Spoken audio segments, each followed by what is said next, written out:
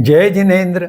मेरे इस जैन सोल यह जैन दर्शन के वैज्ञानिक वाहिनी को लाइक करें, शेयर करें, सब्सक्राइब करें और बेल आइकॉन दबाएं।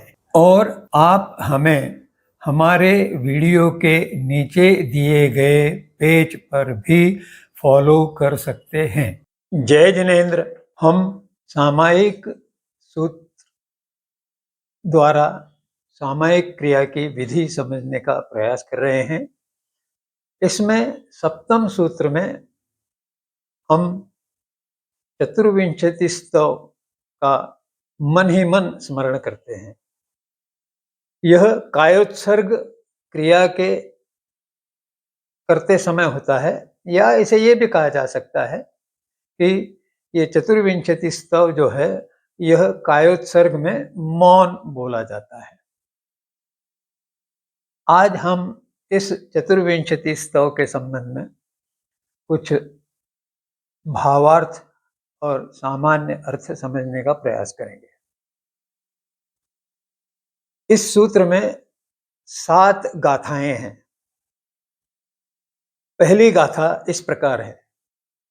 लोगस्य उज्जोयगरे धम्म तिथयरे जिणे अरिहंते कित्त इस्सम चौविसंपि केवली। इन गाथाओं के उच्चारण पर ध्यान दे, जिससे शुद्ध उच्चारण में आपको सहायता मिलेगी। शुद्ध उच्चारण से स्तवन अधिक प्रभावी होता है, इसलिए शुद्ध उच्चारण के संबंध में ध्यान दीजिए। इस गाथा का अर्थ है लोगस्य अर्थात लोग के, उज्जोयगरे अर्थात जो उद्योत करने वाले हैं। उद्योत यानी सौम्य प्रकाश, शीतल प्रकाश। उज्जोय गर अर्थात उद्योत कर, जो उद्योत करने वाले हैं। धम्म तीर्थरे, धर्म तीर्थ कर अर्थात धर्म तीर्थंकर जो जिन हैं, जिन्होंने अपने इंद्रियों को जीता है, ऐसे अरियंत भगवंतों की कित्त इस्सम, कीर्ति करना चाहूंगा, कीर्तिगान करना चाहूंगा। ऐसे ये कितने हैं अरियंत? तो हमारी अभी की जो अवसर्पणी काल गणना चालू है, उसमें 24 केवली होते हैं और वे केवल ज्ञानी होते हैं। उसके आधार पे ही वे हमें धर्म देशना देते हैं, अर्थात मोक्ष मार्ग का ज्ञान सिखाते हैं।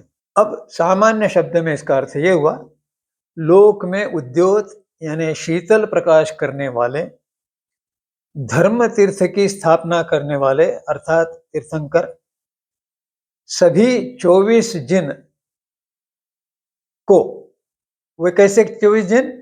जो केवली है, जिनको केवल ज्ञान प्राप्त है, जो अरिहंत है अर्थात जिन्होंने अपने शत्रुओं को पराजित किया है, ऐसे 24 जिनेश्वरों का मैं कीर्तिगान करता हूं। कित्त इस्सम, कीर्तिगान करता हूं। बात यह है कि हम तीर्थंकरों की कीर्ति गाथा गाएंगे तो हमें अरिहंतों के जो गुण हैं वो हमारे भीतर प्रवेश करते जाएंगे, और जैसे जैसे गुणों का भरण होगा हमारी मस्तिष्क में, वैसे वैसे हमारे जो दोष है वे बाहर निकलते जाएंगे और हम दूषित अवस्था से शुद्ध अवस्था की ओर आगे बढ़ेंगे। यह इस गाथा का भावार्थ हम समझ सकते हैं। अब दूसरी गाथा है, इसके भी उच्चारण पे ध्यान दे। कुशभमजियम च वंदे संभवमभिनंदनम च सुमयिं च पौमपहम सुपासम जीणम च चंदपहम वंदे।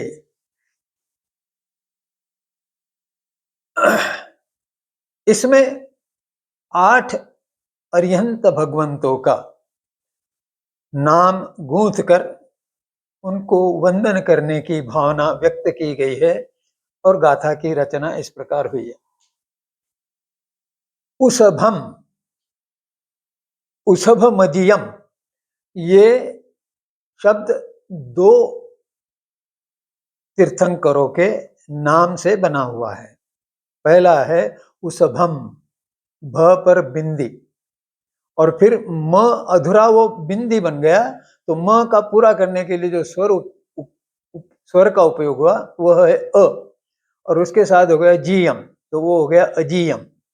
अब उषभम, इसका अर्थ है प्रथम तीर्थंकर आदिकर ऋषभ देव। दूसरे तीर्थंकर का नाम है अजीयम अर्थात अजीत स्वामी। च, इसका अर्थ है और। वंदे, वंदे यानी मैं वंदन करता हूं। तो यहां दूसरी गाथा के प्रथम चरण का आधा भाग जो है उसमें उषभम अजियम च वंदे में ऋषभ देव और अजित स्वामी को साधक उपासक वंदन कर रहा है। दूसरा आधा भाग जो है संभवम अभिनंदनम च सुमयिम च, यहां 2 बार च का उपयोग किया है, दोनों का अर्थ वही है और। संभवम अभिनंदनम, यह शब्द 2 नामों से बना है, संभवम और वो म में से निकला अ, अभिनंदनम। तो तीसरे जो तीर्थंकर है इस अवसर्पणी कालार्ध के, वे है संभवनाथ या संभव स्वामी, और चौथे जो तीर्थंकर है उनका नाम है अभिनंदन। और फिर आया है सुमयिम यानी सुमति। इस प्रकार दूसरे आधे हिस्से में 3 तीर्थंकरों के नाम है, संभव, अभिनंदन और सुमति। इन तीनों के नाम मिलाकर दूसरी गाथा के प्रथम पद में 5 तीर्थंकरों के नाम दिए गए हैं। दूसरे पद में पौमपहम अर्थात पद्म प्रभ, सुपासम अर्थात सुपार्श्व, जिणम अर्थात जिन, च अर्थात और, चंदपहम अर्थात चंदप्रभ, वंदे नमन, नमस्कार, वंदन। अब ये दूसरे गाथा के दूसरे पद में पौमपहम, पद्मप्रभ, सुपार्श्व और चंद्रप्रभ, यह 3 तीर्थंकरों के नाम इस गाथा में दिए हैं जिनको वंदन करने की बात है।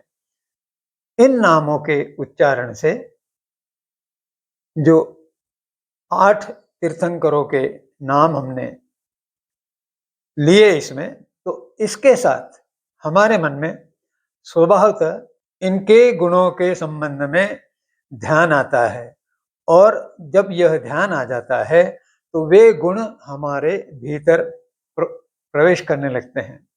जैन दर्शन की इस पहली गाथा का, इस दूसरी गाथा का अर्थ है मैं ऋषभ, अजित, संभव, अभिनंदन, सुमति, पद्मप्रभ, सुपार्श एवं चंद्रप्रभ, इन 8 तीर्थंकर भगवंतों को वंदन करता हूं। जैन दर्शन गुण परक दर्शन है। इसलिए गुणों का स्मरण करने से गुण ग्राहकता बढ़ती है और व्यक्ति गुणी बनता है।